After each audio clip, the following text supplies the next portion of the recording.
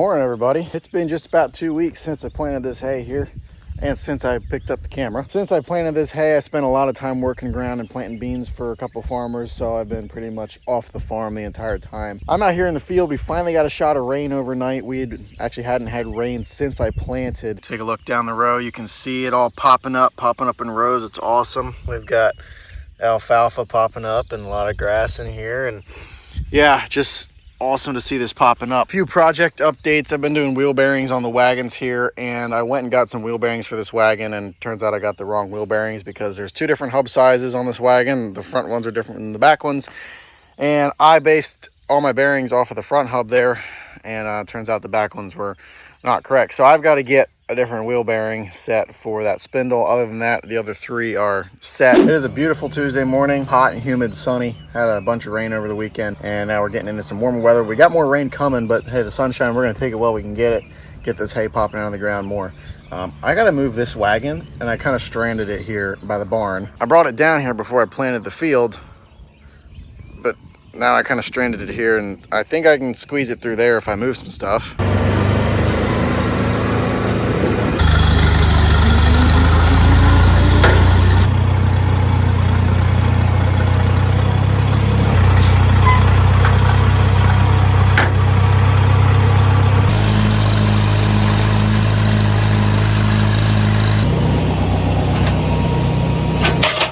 We're really kind of just in limp mode right now. I mean, not limp mode, but kind of just a waiting game at this point for a good window to make hay. And then, you know, once we start making hay, stuff will pick back up and we'll have a fair amount of work to do.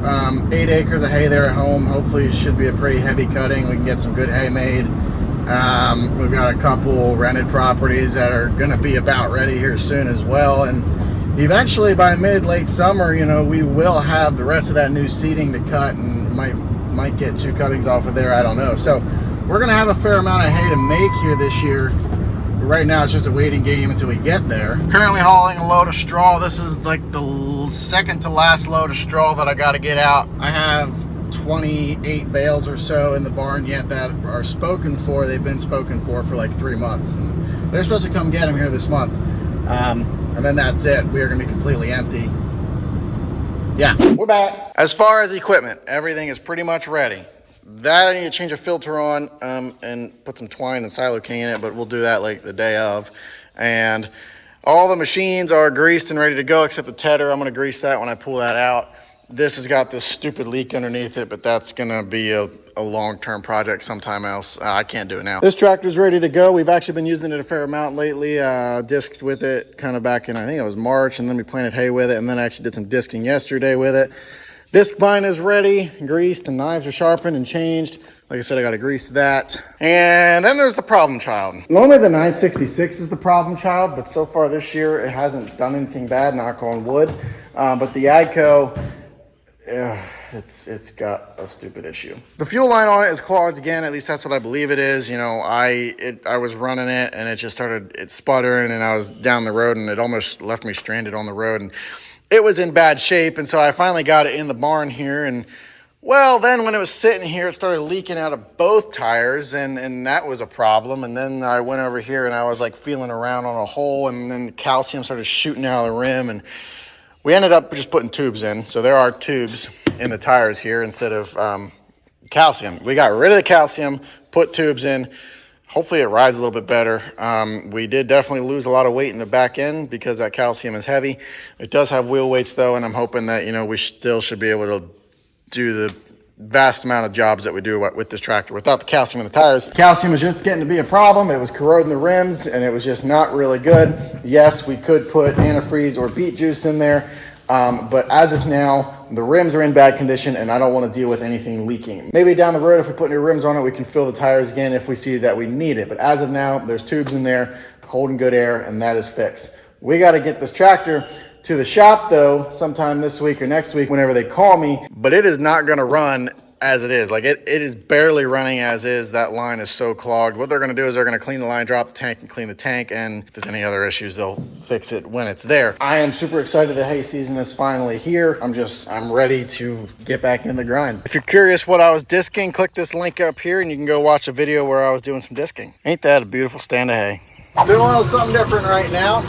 Planting soybeans in Maryland. It's springtime, so I'm helping out a couple farmers, and this one, well, I'm running a drill here, and got rain coming, and here we are, and there we are, and 40 acres, and I'm not gonna get it all done. We're in a 215 Magnum, juiced to 275. All my screens. Been listening to Barn Talk podcast. Yeah, that's my afternoon. Well, would you look at that? It's actually sunny out. It has been raining for like the last 3 days. So I don't know how much rain we actually got, but well over an inch, I'm sure, probably close to 2 inches. I actually went to a Morgan Wallen concert Friday night, and it was in the pouring rain. That was a memory I will never forget. It was a great concert, though. I would say it was worth it, though. Anyway, on today's agenda, we've got the AGCO here. We got to get it hauled down to the shop today, and I got a buddy with a gooseneck. He's going to haul it for me. We got our tie rod for our wagon with no tie rod. Technically, I should put a cotter pin in there, but I don't have one. I mean, I don't have one with me, so I'll just have to put it in at a later date. Bingo. Alrighty, brand new tie rod on that wagon. The only thing I really need to do as far as wagons go is I want to kind of check the wheel bearings on this. I'm not going to necessarily put all new wheel bearings, I'm not necessarily going to put all new wheel bearings on it.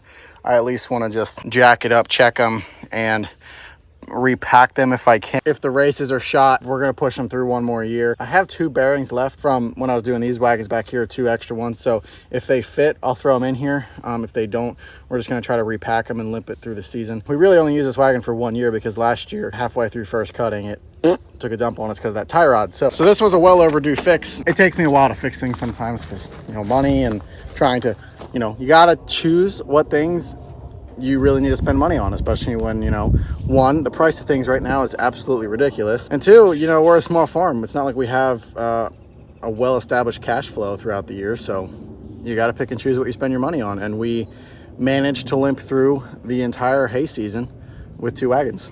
Even did straw with 2 wagons. It was hard, but we did it. So having a 3rd wagon will definitely be nicer this year, and it's actually crucial that we have it because we have a lot more acres this year. Also, these wagons here, I should put some new bolts in here. They've got some slop in them, but I might have to do some drilling and that sort of thing. And I think that wagon I might have to do some as well. Other than that, wheel bearings are good on those. They're tighter wagons than they were. So my next order of business is I'm going to hook the disc up, take it down to the food plot, and actually unhook it down there because it's kind of just taking up space up here. And I don't need it for any other farm job except for food plot. So I'm going to take it down there and just get it out of the way. Then what we're going to do is we're going to hook up the boat. The boat is in the way. I'm going to flip-flop the boat and the wagon so that it's not in the way when I need that wagon. I also want to, make sure that wagon is trailing good with the new tie rod.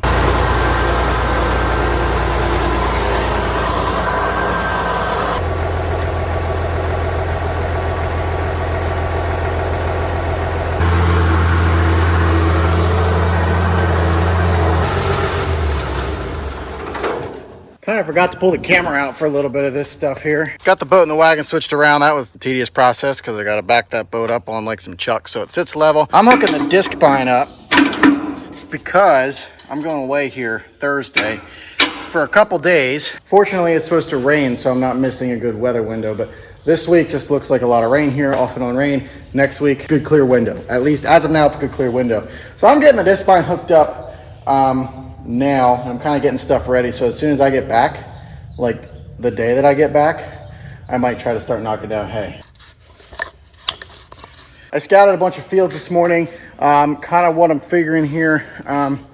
We've got our home place here and a place down the road that is alfalfa grass hay, and both of those fields are really nice, no weeds, good solid thick stands of hay. So my plan is I want to try to knock this down Sunday, and then following morning we'll knock the other field down because I'm kind of a one-man operation. I don't have a crew to help me necessarily all the time. Like, I kind of have to find help, and so I'm not a very efficient operation as of yet, so I can't afford to knock down a bunch of hay, and I don't want to get over my head with stuff. So we're knocking these 8 acres down, and we'll try to do this stuff first. The following day we'll knock the 3.5, 4 acres, whatever it is down the road.